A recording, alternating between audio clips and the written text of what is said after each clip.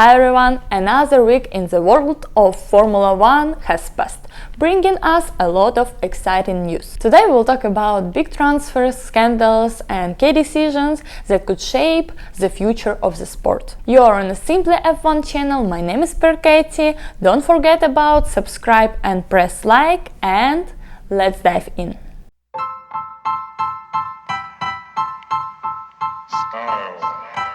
Let's start with a big move.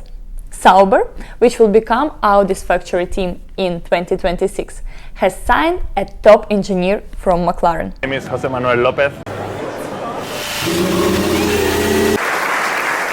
This shows that Audi is serious about competing at the highest level. F1 isn't just about fast cars, it's about people behind them.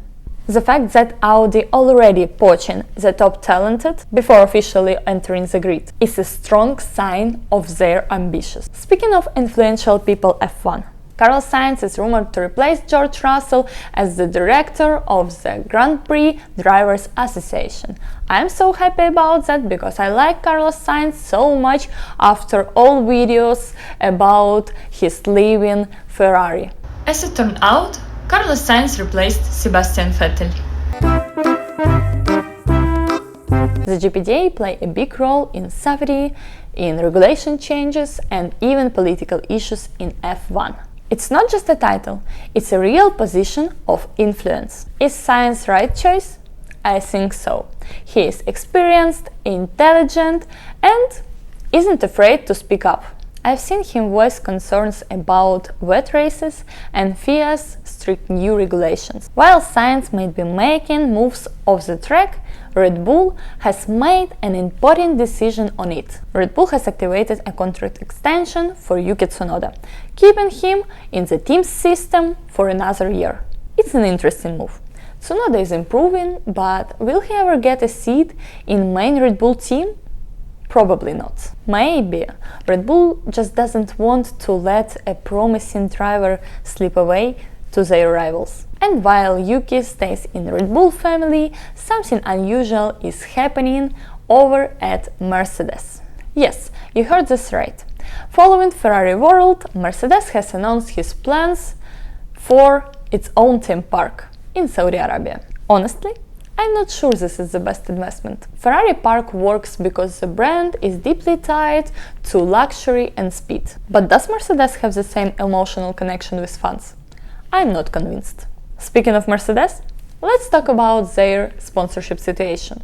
Ineos has declared bankruptcy, meaning they will no longer be a sponsor of Mercedes. This raises a big question: who will replace them? And the most importantly, how will this affect their financial stability? Because in F1, money is everything. And if we are talking about finances and commercial deals, we can't ignore the drama at London F1 launch. So, what happened? Firstly, Red Bull was heavily booed by fans. World champion Max Verstappen! Maybe because of Hamilton's popularity, maybe just because of Max. Either way, the crowd wasn't happy. Secondly, Gordon Ramsay slammed FIA's new rules on swearing. He even said, "How can you ban swearing in the sport fueled by adrenaline?" And I agree with him. I want to talk to you about the F1 swearing ban. Athletes are pushed themselves to the extreme, so sometimes if it comes out, let them be real. Life every time they're traveling over 200 miles an hour, so if the shit... Please! And the funniest, Lawson showed up in London in skater's outfit, while everyone else wore suits. Doesn't matter, he's still young. Let's talk about the best liveries at the event better. My top 3 for this year is Red Bull's second team. Clean and stylish, no unnecessary elements. Alpine, a bold mix of colors, and it works. And of course, Ferrari. Their new Rosa Amaranta shade is simply stunning. And of course, I like this team because Hamilton. So, that was all the biggest F1 news this week. Which story surprised you the most? Let me know in the comment. Also, make sure to subscribe me, press like and share this video with your friends. And if you want, tag me in Instagram. Have a nice day and remember, F1 is simply lovely.